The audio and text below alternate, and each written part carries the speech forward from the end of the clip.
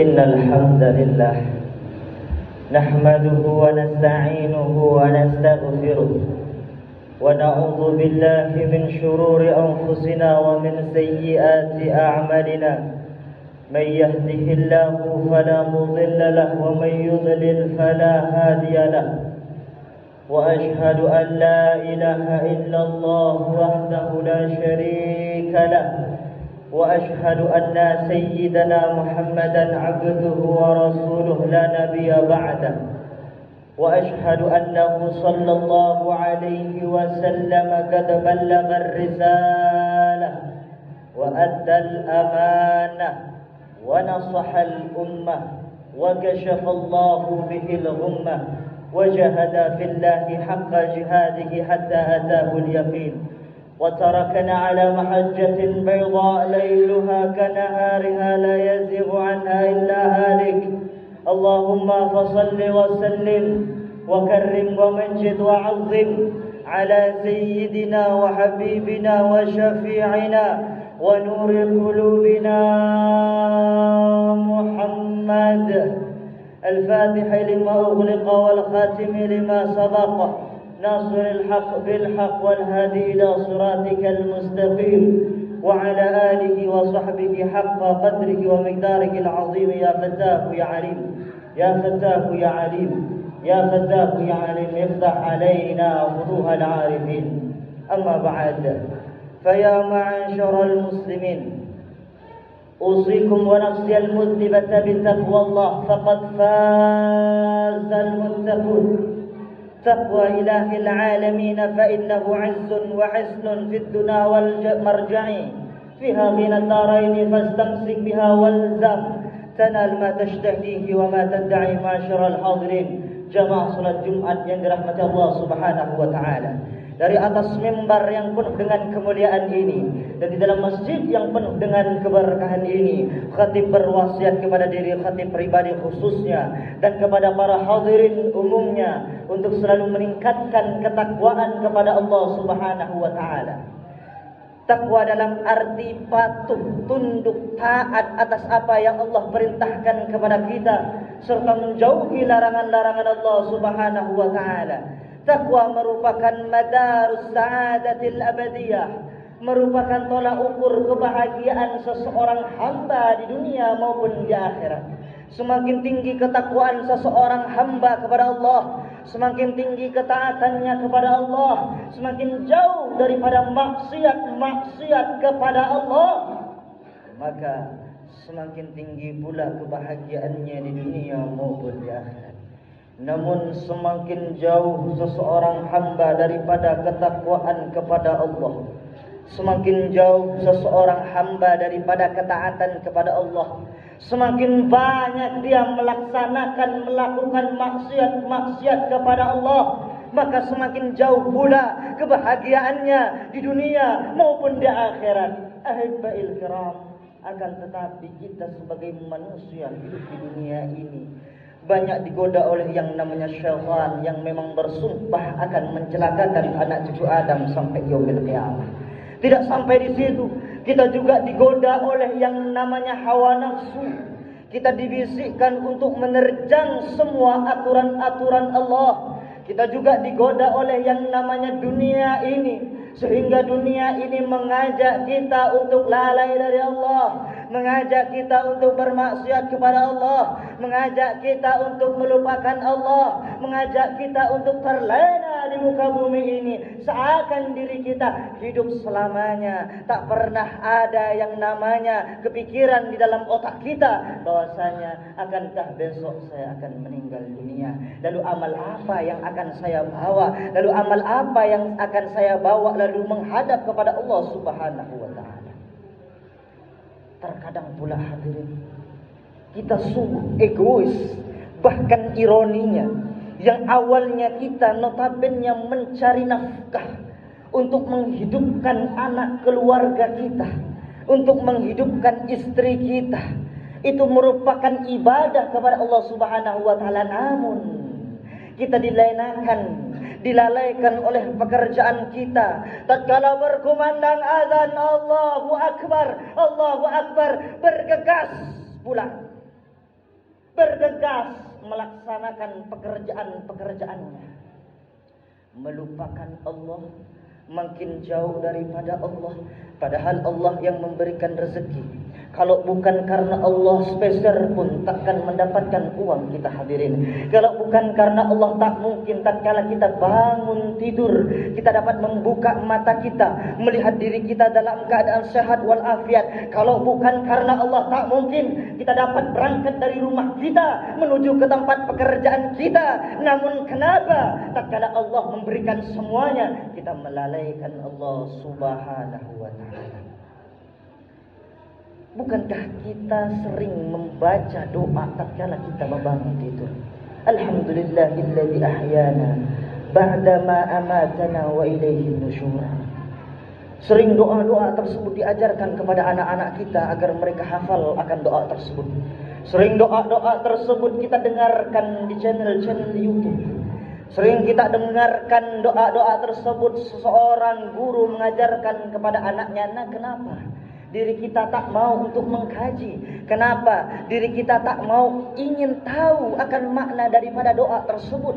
Bahkan hadirin, andaikan kita mengkaji lebih dalam daripada makna daripada doa bangun tidur yang kita baca setiap harinya, niscaya kita akan tertegun dan membayangkan ternyata semua ini dari Allah Subhanahu wa ta'ala. Pertama lisan kita mengucapkan alhamdulillah, segala puji bagi Allah Subhanahu wa ta'ala. Maksud daripada alhamdulillah, maksud daripada segala puji bagi Allah Subhanahu wa ta'ala, yakni pujian-pujian orang-orang terdahulu yang telah mereka pujikan kepada Allah, yakni pujian-pujian orang yang akan datang, orang di masa depan yang akan mereka puji kepada Allah, yakni pujian-pujian yang kita ketahui maupun yang tidak kita ketahui, kita kumpulkan. Saya memuji Allah Subhanahu wa ta'ala seraya mengucapkan segala puji bagi Allah Subhanahu wa ta'ala. Kenapa kita memuji kepada Allah Subhanahu wa ta'ala? Alladzi ahyana ba'da ma amatana. Tentunya yang telah menghidupkan diri kita setelah kita merasakan kematian kecil, yakni yang namanya tidur. Al-Imam Ghazali di dalam kitab Bidayatul Hidayah mengatakan bahwasanya an-naum akhul maut, an-naum mautun saghir. Yang namanya tidur adalah kematian kecil. Kita diberikan contoh bahwasanya setiap hari kita melalui yang namanya kematian kecil. Lalu kita mengucapkan segala puji bagi Allah Subhanahu wa ta'ala yang telah menghidupkan kami setelah mematikan kami. Dan segala puji bagi Allah Subhanahu wa ta'ala yang masih memberikan kami nikmat dapat memandang, dapat melihat, dapat mandi di pagi hari kita, dapat berkumpul sarapan bareng keluarga kita, dapat kita berangkat dari rumah kita menuju tempat kerja kita. Namun hadirin, setelah kita mengucapkan alhamdulillah, jangan pernah kita lupakan bahwasanya setelah kalimat tersebut wa ilaihin nusyur, dan hanya kepada Allah dan kepada Allah lah kita dibangkitkan. Artinya apa hadirin? Tak mungkin Rasulullah SAW menyematkan kalimat kita dibangkitkan nanti di yaumil qiyamah. Kenapa kalimat tersebut disematkan di setiap doa bangun tidur kita? Ternyata hadirin yang dirahmati Allah Subhanahu wa ta'ala, di samping Allah telah memberikan kepada kita nikmat yang banyak, di samping Allah telah memberikan kita karunia yang besar, di samping Allah Subhanahu wa ta'ala telah memberikan anugerah yang besar kepada kita, yakni hendaklah kita beribadah kepada Allah Subhanahu wa ta'ala, sehingga tatkala kita dibangkitkan di hadapan Allah Subhanahu wa ta'ala, kita membawa amal-amal kita, kita membawa amal ibadah kita, kita membawa kebaikan kita, kita membawa bekal setelah kematian kita. Maka tak hayal dan tak heran Al-Imam Syafi'i mengatakan dalam untayan bait syair yang sangat indah, tazawwad minat taqwa fa innaka la tadri idza janna laylun hal ta'ishu ila al-fajr fakam min saqimin mata min khairi 'illatin wa kam min saqimin 'asha hinan min ad-dahri wa kam min fata yumsi wa yusbihu lahya wa qad nusitat akfanuhu wa huwa lahid. Imam Syafi'i berpesan kepada diri kita para hadirin di dalam jiwanya, berbekallah engkau dengan ketakwaan, Banyak-banyaklah melakukan ibadah, banyak-banyaklah engkau melakukan amal baik, banyak-banyaklah engkau melakukan amal soleh, banyak-banyaklah engkau melakukan sujud kepada Allah Subhanahu wa taala. Kenapa beliau memesankan hal tersebut kepada kita sehingga kita implementasikan, dikatakan yakni takwa tersebut kepada diri kita? Kenapa hadirin? Fa innaka la tadri.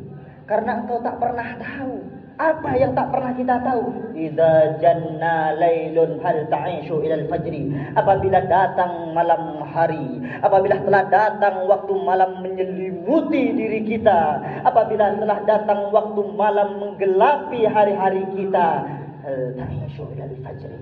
Apakah besok pagi engkau masih hidup? Tak pernah ada yang tahu.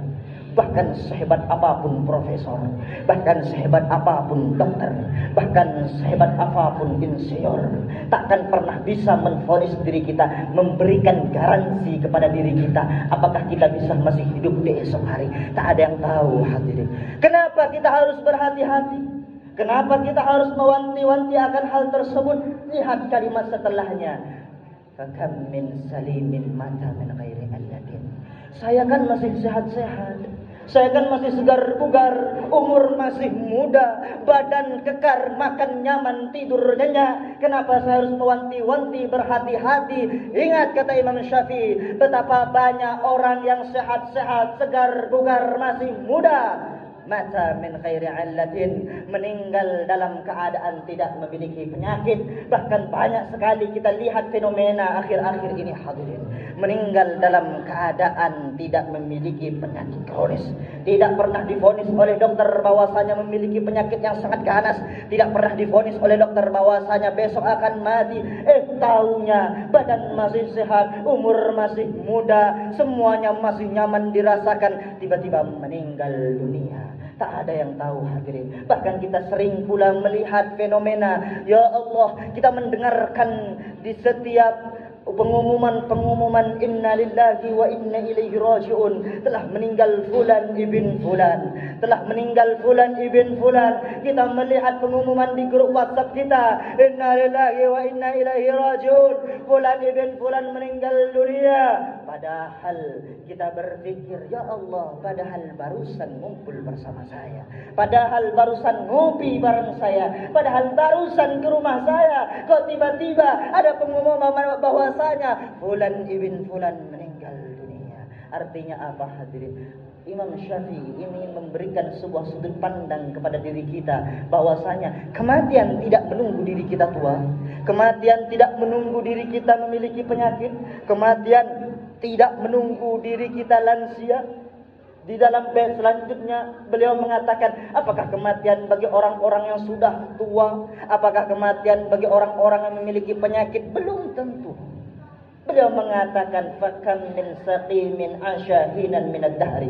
Betapa banyak orang yang sakit-sakitan, sudah divonis dokter, sudah divonis bahwasanya dia tidak akan lama lagi. Asyahinan minad dahri, ternyata masih hidup bertahun-tahun, ternyata masih nyaman-nyaman saja walaupun dirinya berada terbujur kaku di atas ranjangnya. Hadirin yang dirahmati Allah Subhanahu wa taala. Begitu pula bagi para pemudanya. Jangan merasa kita masih muda, kita terlena akan dunia ini, kita tenggelam di dalam lautan hawa nafsu kita, kita tenggelam dalam bisikan setan yang selalu membisikkan ke dalam telinga kita. Begitu juga seorang pemuda, fakam min fata yumsi wa yusbihu dahiya wa qad nusidat atfaluhu wa huwa la yadri. Betapa banyak anak-anak muda yang berjalan dengan leha-leha, berjalan dengan sombongnya, berjalan dengan terlena, wa qad nusidat atfaluhu wa huwa la yadri. Sedangkan kain kafannya sudah dirajut, sedangkan kain kafannya sudah dijahit, wa huwa la yadri, namun dirinya tidak tidak mengetahui, namun dirinya tidak sadar, namun dirinya tidak pernah tahu bahwasanya sebentar lagi akan menjemput yang namanya kematian. Kematian hadirin selalu datang kepada siapa saja. Yang mudahkah engkau, yang tuakah engkau, yang sehatkah engkau, yang sakitkah engkau, yang miskinkah engkau, yang kayakah engkau, yang senang maupun bahagia, yang ganteng maupun jelek, semuanya pasti akan mati. Dan endingnya hadirin, wa ilaihin nusyur, kepada Allah lah diri kita dibangkitkan, lalu dipinta pertanggungjawaban sejengkal demi sejengkal, sedikit demi sedikit daripada amalan-amalan ibadah kita. Semoga Allah Subhanahu wa taala menakdirkan diri kita sebagai ahli syurga. Semoga Allah Subhanahu wa taala memudahkan langkah kaki kita, pergerakan kita, tubuh kita untuk selalu mengerjakan amal-amal ibadah saleh, dan Allah Subhanahu wa taala meletakkan dalam hati ini untuk membenci yang kepada yang namanya kemaksiatan. Inna hasanal kalam kalamullahil malikil alam, wallahu subhanahu wa ta'ala yaqul wa biqawlihi yahtadil muhtadun, wa idza quri'al qur'anu fastami'u lahu wa ansitu la'allakum turhamun. A'udzu billahi minasyaitonir rajim. Bismillahirrahmanirrahim. Qul huwallahu ahad, Allahus samad, lam yalid wa lam yulad wa lam yakul lahu kufuwan ahad. Barakallahu li wa lakum fil Qur'anil azim wa nafa'ani wa iyyakum bima fihi minal ayati wa dzikril hakim wa taqabbala minni wa minkum tilawatahu innahu huwas sami'ul